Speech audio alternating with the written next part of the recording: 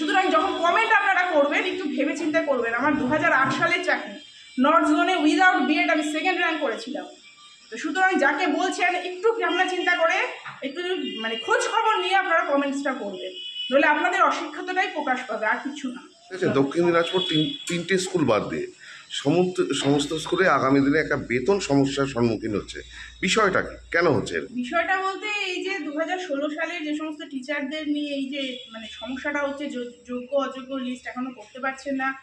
Supreme কোর্টের একটা রায় দেওয়া সত্ত্বেও আমাদের রাজ্য সরকার কোনোভাবেই কোনো নির্দেশিকা এখন অবধি দিতে পারছে না। তার ফলে কি হচ্ছে, আমাদের সমস্ত স্কুলে, আমি তো শুধু দক্ষিণ দিনাজপুরের খবরটাই জানি, আমি আরও মালদা আমার পুরোনো স্কুলের টিচারদের সাথেও কথা বলেছি, সবারই সমস্যা হচ্ছে। আমাদের যে স্কুলের যে রিকুইজিশনটা যায়, স্যালারি রিকুইজিশন যেটা যায়, ওটা মাসের 10 তারিখের মধ্যে যায় পরের মাসে বেতনটা হওয়ার জন্য। কিন্তু যেহেতু এদের কোনো এরা আছে কি নেই বা স্যালারি হবে কি হবে না সেটা যেহেতু ক্লিয়ারলি বলতে পারছে না, তো সেই জন্য আমাদের মাননীয় হেডমাস্টার বলুন বা আমাদের ডিআই সাহেব বলুন, কেউই কোনোভাবে কোনো রকম ডিসিশন নিতে পারছেন না। ওনাদের কারো কাছে কোনো অর্ডার নেই। তা সেই জন্য সবারই স্যালারি আপাতত বন্ধ হয়ে আছে, এখনও কোনো রিকুইজিশন যায়নি। আজকে 21-22 তারিখ হয়ে গেল। তো ওই জন্য আমরা স্বাভাবিকভাবে একটু চিন্তিত যে স্যালারি না হলে কী করবো। আর মেনলি সমস্যা হচ্ছে ব্যাংকের ইএমআই, সবারই একটা বিশাল চাপ এটা। একদিকে তো চাকরি চুরি, আর একদিকে সমস্ত শিক্ষকদের বেতন নিয়ে একটা অনিশ্চিত। কি বলবেন রাজ্য সরকারের ভূমিকা?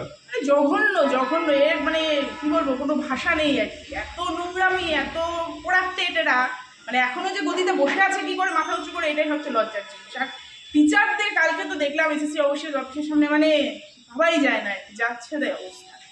আর সবচেয়ে যেটা সমস্যা, আজকে আমি একটু বলতে বাধ্য হচ্ছি এখানে এক্সট্রা হিসাবে, সুকান্ত হয়তো এই কথাটাই বলেছিল যে সব স্কুলের টিচারদের সাথে ওর বইয়ের আমারও, কিন্তু কিছু ভদ্রস্থানীয় লোক এমন কমেন্ট করেছেন, তারা যে কীরকম শিক্ষিত, আমার তো সেটাতেই খুব হচ্ছে। আমরা কিন্তু টাকা নিয়ে নিয়ে বসে থাকি না পার্থ চ্যাটার্জির মতো গদিতে। হ্যাঁ, আমাদের এই ইএমআইও চলে, আমাদের স্কুলের বেতনে সংসারও চলে সেইভাবে। হ্যাঁ, সুতরাং যখন কমেন্ট আপনারা করবেন একটু ভেবে চিন্তা করবেন। আমার 2008 সালের চাকরি, নর্থ জোনে উইদাউট বিএড আমি 2nd র্যাঙ্ক করেছিলাম। তো সুতরাং যাকে বলছেন একটু ভাবনা চিন্তা করে একটু খোঁজ খবর নিয়ে আপনারা কমেন্টসটা করবেন, নইলে আপনাদের অশিক্ষতাটাই প্রকাশ পাবে, আর কিছু না।